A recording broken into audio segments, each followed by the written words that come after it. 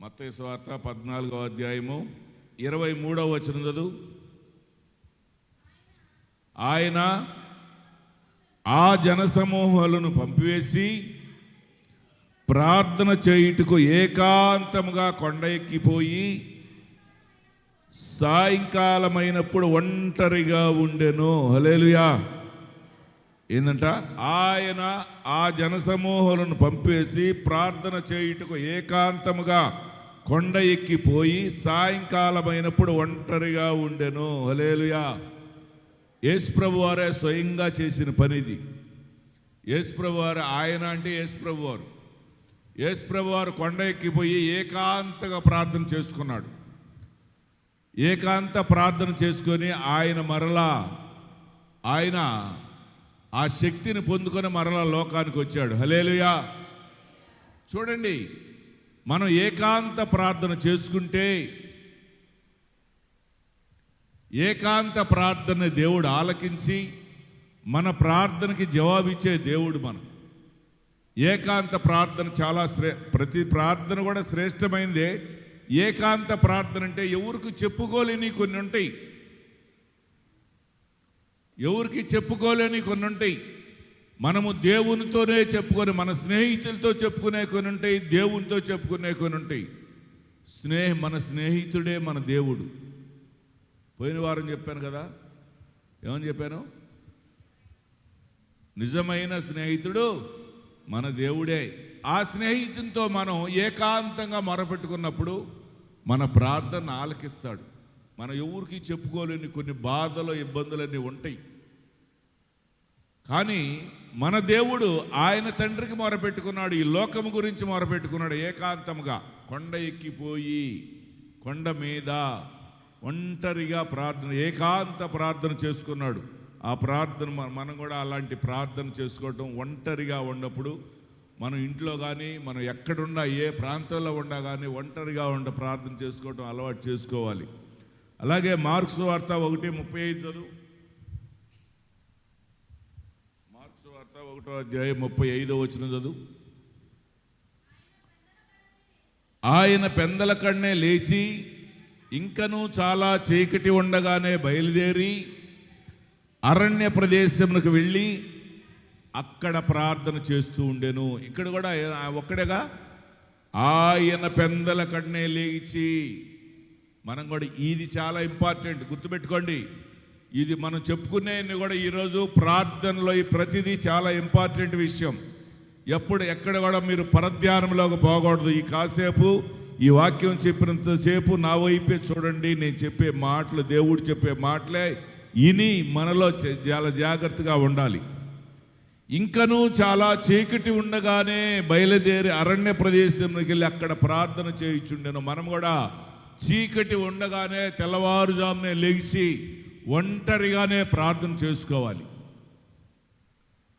వీలైతే ఒంటరిగా చేసుకోవచ్చు, లేకపోతే కుటుంబ ప్రార్థన అయినా చేసుకోవచ్చు.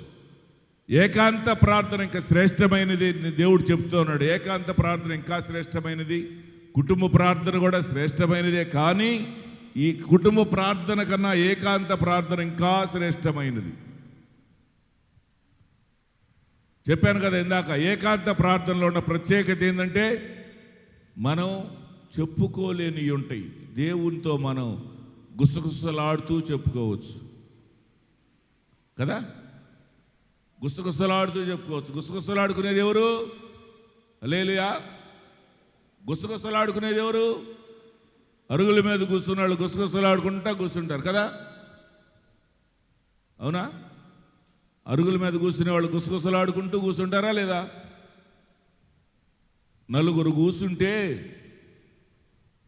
ఈ మధ్యలో వీళ్ళిద్దరు గుసగుసలాడుకుంటూ ఉంటే ఈ పక్కాళ్ళకి వినపడదు, ఈ పక్కాళ్ళకి వినపడదు. అంత సీక్రెట్గా గుసగుసలాడుకుంటూ ఉంటారు. మళ్ళీ అప్పుడప్పుడు ఒక్కరినేస్తారు, ఇట్లా చూస్తున్నారేమో, వింటారేమో అని. అంతకన్నా శ్రేష్టంగా మన దేవునితో మనం గుసగుసలాడుకుంటూ ఉండాలి. హల్లెలూయా, హల్లెలూయా. అలాగే లూకా సువార్త 9వ అధ్యాయం 18వ వచనం చదువు. లూకా సువార్త 9వ అధ్యాయం 18వ వచనం. ఒకప్పుడు ఆయన ఒంటరిగా ప్రార్థన చేయుచుండగా ఆయన శిష్యులు ఆయన యొద్ద యుండిరి. నేను ఎవడినైనా జనసమూహములు చెప్పుకున్నారని ఆయన వారు. చూడండి, ఒకప్పుడు ఒంటరిగా ప్రార్థన చేయుచుండగా ఆయన శిష్యులు ఆయన దగ్గరకు వచ్చారు. చూడండి, దేవుడే ప్రత్యేకంగా చెప్తున్నాడు, చూపిస్తున్నాడు, మనకు రుజువు చేస్తున్నాడు. ఒంటరిగా ఏకాంత ప్రార్థన చాలా శ్రేష్టమైనదని చెప్పి, ఏకాంత ప్రార్థన మనకి చాలా బలమైనదని, దేవునిలో బలపడతామని చెప్పి ఏకాంత ప్రార్థన ద్వారా మనం ఎన్నో విషయాలు తెలుసుకుంటాం, మనకి ఆ జ్ఞానాన్ని ఇస్తాడని చెప్పి దేవుడు తెలియపరుస్తున్నాడు మనకి. దేవుడే స్వయాన ఒంటరిగా చేసుకున్నాడా? శిష్యులతో కలిసి చేసుకున్నాడా? శిష్యులు ఆయన దగ్గరకు వచ్చారు ప్రార్థన చేసుకుంటా ఉంటే. హల్లెలూయా, హల్లెలూయా. అలా ఒంటరిగా ప్రార్థన చేసుకోవటం మనం అలవాటు చేసుకోవాలి. అలాగే రెండవదిగా కన్నీటి ప్రార్థన. రాసుకోగలిగిన వాళ్ళు, చదువుకున్న వాళ్ళు రాసుకోండి జాగ్రత్తగా. అది మనకు అంతా మనం అందరం అంత జ్ఞానము కలిగిన వాళ్ళు కాదు, మనం అంత జ్ఞాపక శక్తి కలిగిన వాళ్ళం కూడా కాదు. ఒకవేళ ఇప్పుడు చెబుతారు, ఇంటికి పోయిన తర్వాత మళ్ళీ మర్చిపోతారు. నిన్న చెప్పింది చెప్పండి, పోయిన వారం చెప్పింది చెబుతారు ఎవరన్నా? పోయిన వారం ఏమేం చెప్పాను చెప్పగలరా? హల్లెలూయా, హల్లెలూయా.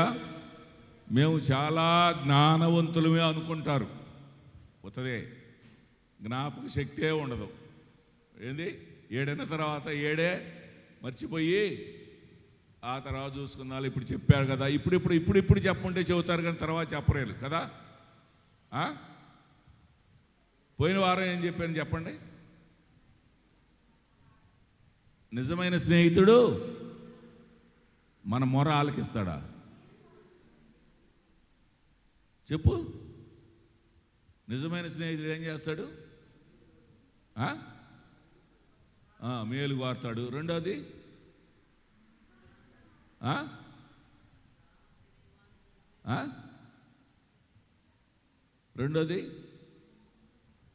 అదిగో చూడండి, పోయిన వారం చెప్పిందే ఈ వారం అడుగుతుంటే ఈ చోట్ల. మొట్టమొదటిది దేవుడు మేలు కోరతాడు, రెండోది సంతోషపరుస్తాడు, మూడోది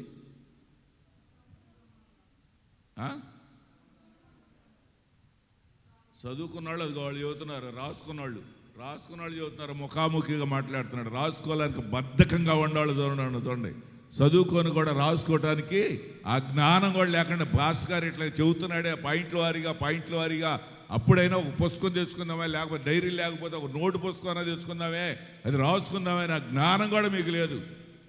అవునా? అడుగుతుంటే ఇతా చదువుతున్నారు. ఏం చెబుతారు? చదువుకున్న వాళ్ళు చూడు టక ఎడ చదువుతున్నారు, రాసుకున్న వాళ్ళు ఎడ చదువుతున్నారు చూడు. రాసుకోవాలి అవసరమైతే. నా జ్ఞాపక శక్తి ఉండదు కాబట్టి నేను రాసుకొని మీకు నేను కూడా రాసుకున్నా. కొన్ని సందర్భాల్లో కొన్ని అవసరాన్ని బట్టి నాకు జ్ఞాపక శక్తి ఎప్పుడో పోయింది.